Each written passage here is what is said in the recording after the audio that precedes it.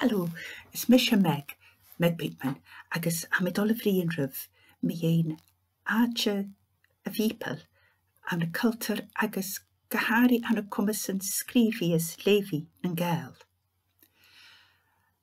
I'll give a brief synopsis of my talk in English to help you along with understanding my Gaelic.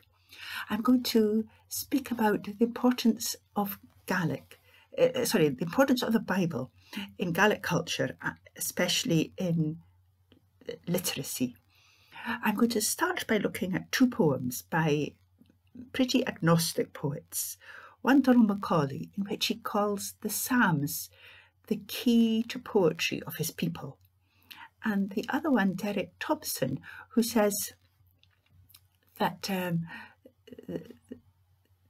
that Protestantism took away the traditional Gaelic house from the people, the traditional arts of storytelling and music, which would be described then as vanity, but gave people a new story, the Bible. They both of them might have added literacy skills to the key to poetry and new stories from the East.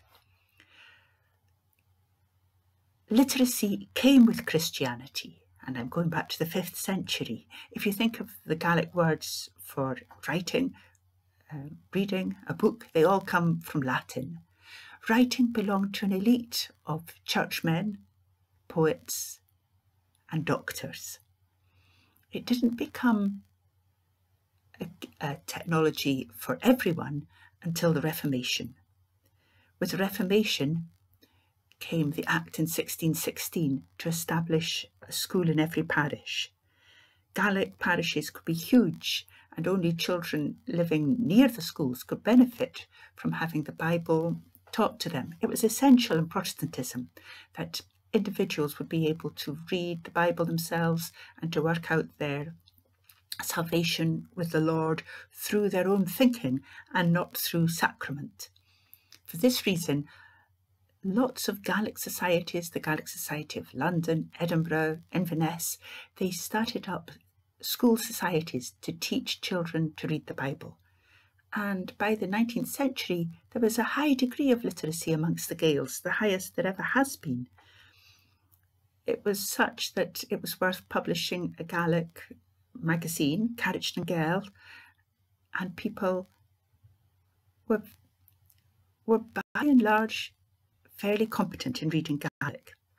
This sadly came to the end with the Education Act of 1872, when education was brought into the hands of the state. Gaelic wasn't mentioned, people stopped learning Gaelic, and in the 20th century it wasn't uncommon to find very fluent Gaels who couldn't read or write a word of their native language. The ones who could had probably got it through the church. And this is why I wanted to add literacy to the matter of the poetry and the imaginative inspiration of the Bible, with the stories as well. In the 20th century, we have the schools, Gaelic schools, finally beginning in the 1980s to try and bring literacy to people again. Wel, yn eist brini mi ein sio an y barach dainiet as y Gaelic, toshki mi leis yn da gan y sio. Y hiet hier le do Macaulay.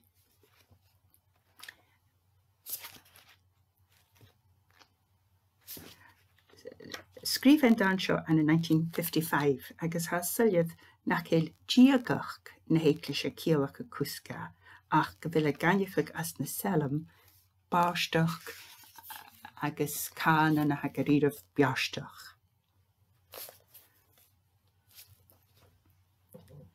Fa mi reid as a chanyaf, van teid lan chwn yn dorish, charo aach suyawn ach gefil chwrank iddo steire. Yesh mi rish yn telem, am fawn a falaflan ith sio mara cho giafad ri muldun. Yesh mi rish yn warni, sherm hwrsnio rhwach, yuchedd dan Magúnia.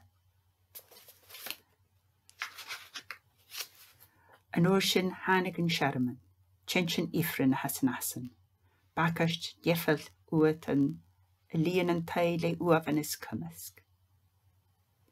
Is hannig an cattle jellicannach na machasan. Wel ha syliad as y sin nach roes yn y dol le giagach gyfa gysio gwmbyd dwi'n y dol y yifrin. Chabe sin a fa wyl gasan ach na selm hein. Barstach na niwach, barstach gainia. Ha gra yucheth gan magunia. My people's access to poetry. Yucheth dan, gamanishko. Yucheth dan magunia. Another poem is by Rory McComish. Agus as an dansho an botoch rochkish ha Jen of Saula if creature frostnach Genus Jack and a Hulter. An botoch rochkish. An oichat hannig an botoch rochkish can take Haley. Fair, cool, arch do is utach duhith. Huyad and chase is hooch na karsten as alawan. Va ferre shit again she skialach it conal gullopen is rog na fachklin i the villain. Va budanach no see it stall, a goren is hugen torrig as a hjall. Ach, chadaga ke falafshin, huge oren nuagain, is skialach gan na haarsten yer.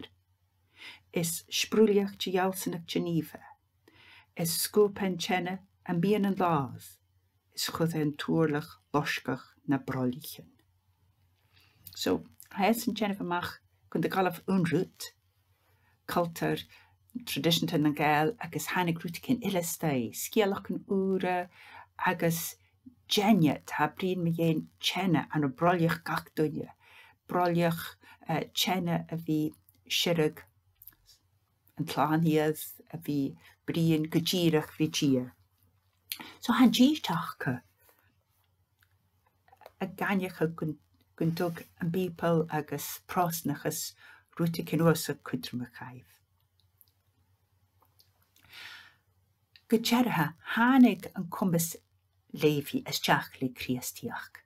Charona draien a giri rutsen bi a skrieg, a hunskrot a giri gumbug a jalas achka prífitseach gumbug fallichte. Ha na fachlin is a Gaelic sgriobhaidh agus leughaidh agus leor ula tían as a Latin sgrìobhaidh lego liber ach funig no commas an seo tíreach gan na manich agus gan na báist agus gan na dochtaran ha ingeneach an a leordan náisiúnta na hallapa ha me tú rudcin mar liechad láb scríbin it an scríag leis na dochtaran as na méanúsin leid clanmhíc bheithe agus clanún léifhe ar léinseneach. Ach chará commas scríbhí ag na duine commenta. Hánig sin leis an éclis frostanach. Agus as a bhliana siagiagiac hoist an rialtas an a denéidean go féimig scáil a bhí anna gach pariste an an alapa.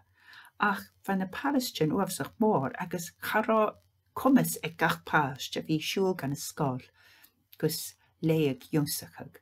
Va uafsach cutramach gumbag an commas seo achcha gus an burin gaibh a bhí sirig iad hain. Agus mar sin va jifra cochomanán as déach ag scáiltin as an nagaflan díag. Agus an ósin a bhain ire as áiste tegúine ag rám commas bhí scríag sa Gaelic. Hánig seo go críoch gotá le ach go hánig amach an an ócíag díag seachchad sa gá. Nach de réin imimeach i a Gaelic.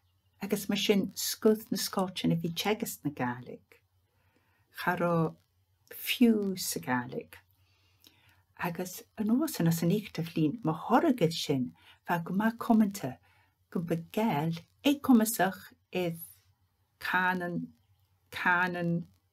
na marichan a hic sin no a léag. yn nhw'n yw'n y bwryn gaif sy'n ian, siet yn yw'n afdol gan English, agos y fi gan tocal menydd fen tryfi leughaidh Bhìobaill. Gair isio as na hochgatan, na dda hosich na sgolchan Gaelic. Agos fy nosan ha chanil sy'n ydd coet ydd ash. Ach stoch yn gwmbachodd gan ceis na gael hocal, agos sy'n y fyled mae fe sy'n nŵr yr ysgriag, y fel sy'n y genaf cron ydd ar cynnia. Ar o cwmys yn cynnia chi jeffrich ag na barst, a fe genaf barst ag gwna fi sgriag, ysgwna fi cwmys ag na smoa ydd yn achgal ysgriag. Ach sy'n lahan jw, a mis mynd i'ch gyfele riat ynach, da gach canon, a fi cwmys ag ydd rwt yn ysgriag. Fa jes betawn yn dyrein yn English frost yn ach cron ydd cultwr yn gael. Agos fa John Ron Campbell of Canna bwlsiach y fi grawnus na hylen catligach y stresa y fan cultwr hwf orain agos sgialachcan. Ha do mi cyddol yn eisio agos llaw lesson cho láitid sa bha na cwmysyn sgrifi agos na cynnafyn orni a feg dwynia son a fi brosnach ag cultwr illa agos mar fa dwynia a cynnach ag leughaidh gus orain nua a hain orain chriastal agos a fi crwach ag na noran sio. Wel fac I mi sif egisyn agos ham yn dochus gynt tugsif as y sy'n cho cwydrymach sa ha Bhìobaill, cho cwydrymach sa ha Bhìobaill, is son y fi tosht barstag al yn dy gwynia, sgialach gan al yn dy gwynia, cwmysyn lefi ag ysgri, gwyn ffiws y fi toshach ag is ceistyn diagach. More than thanks, mar sy'n